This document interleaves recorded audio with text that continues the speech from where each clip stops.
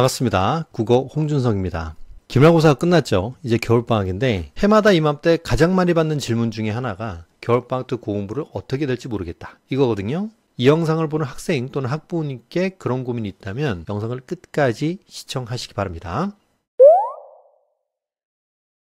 겨울방학 국어 여러 가지 계획이 있겠죠. 학원을 다닐 수도 있고 인강을 들을 수도 있고 윈터스쿨을 갈 수도 있고 어떠한 경우에든요 국어는 자습이 가장 중요합니다. 하루 40분 정도는요 자습 시간을 확보해야 돼요. 그래서 제가 딱 두 가지 강조할게요. 첫 번째는 시간, 두 번째는 자료입니다. 먼저 시간부터요. 일단 국어 공부는 아침에 하세요. 수능날 국어 시험을 아침에 보잖아요. 우리 애네가 그 시간에 국어를 하는 걸로 맞춰지는 거죠. 그리고 자료, 같은 시간에 가장 큰 효과를 주는 자료는 무엇일까? 평가원 기출문제죠. 평가원 기출문제를 하루에 최소 2개, 독서 하나, 문학 하나 꼼꼼하게 분석하는 겁니다. 자, 두 가지 루틴입니다. 첫 번째는 아침에 정해진 시간에 국어 공부하기, 시간 루틴이죠. 두 번째는 하루 2지문, 기출문제 풀기, 자료 루틴이죠. 물론 아침 몇 시에 할 건지, 내 수준에서 어떤 기출문제부터 풀어야 될지는 알고 루틴을 정해야겠죠.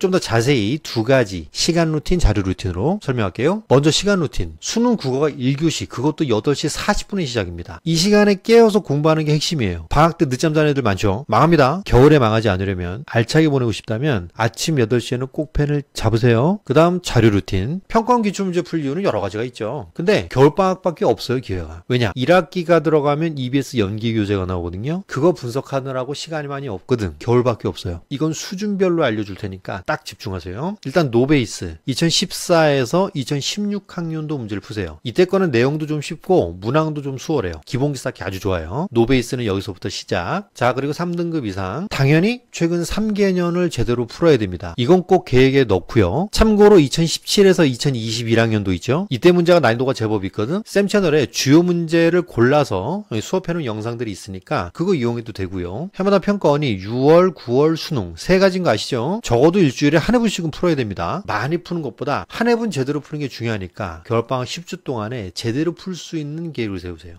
이때 지문이나 문항이 이해가 가지 않을 때 절대 해서는 안 되는 행동이 있어요. 바로 해설지부터 보는 겁니다.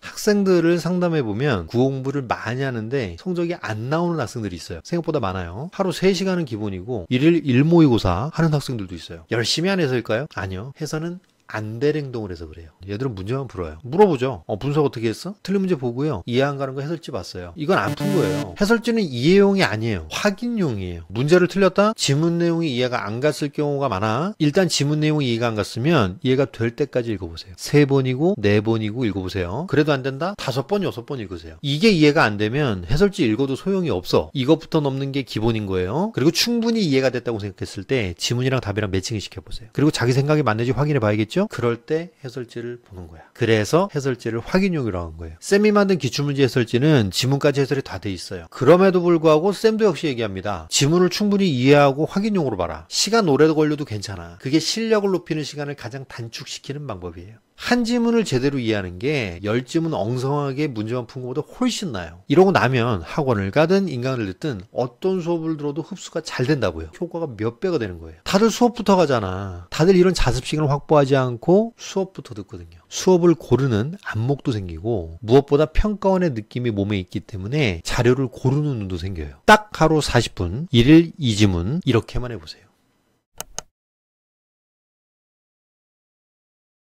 쌤이 대치동이랑 목동 현장에서 수업을 하면서 여러 가지 질문들을 많이 받아요. 중요한 질문들이 많거든요. 이에 대한 답변 영상들을 계속 올릴 생각이고요. 이 영상 내용에 대해서도 질문 있으면 댓글 달아주세요. 답변해 드리겠습니다. 그리고 공부할 때 혼자 끙끙 앓지 말고 질문하세요. 답변 올려드리겠습니다. 다음 영상에서 만납시다.